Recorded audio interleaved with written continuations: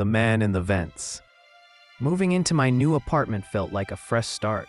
The rent was cheap, and it was in a decent part of town. The landlord, Mrs. Kowalski, was a sweet old woman who always left fresh cookies in the lobby.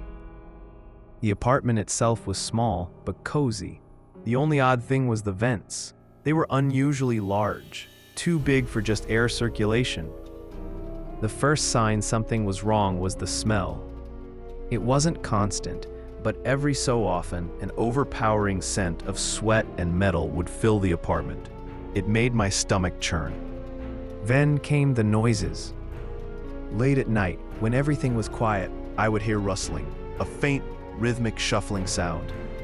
At first, I convinced myself it was rats, maybe even pigeons nesting somewhere in the walls. Until the night I saw the eyes.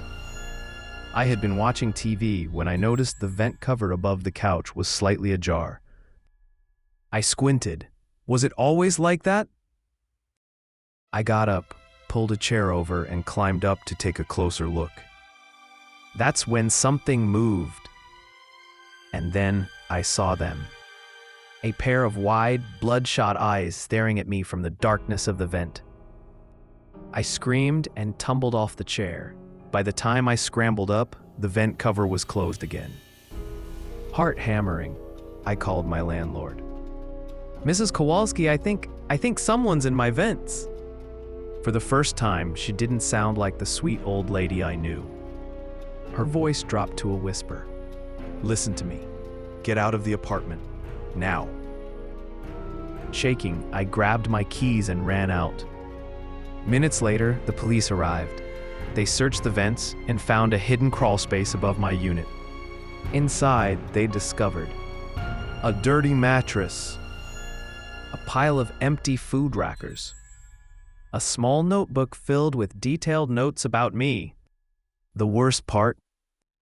There was a hole carved into the vent above my bed. He had been watching me sleep every single night. The police never caught him. They had no idea how long he had been living there. But here's the part that still haunts me. When they dusted the vent for prints, they found hundreds of handprints. Not just on the inside, but all over my apartment. The walls, the bathroom mirror, my closet. He wasn't just watching me. He had been coming out,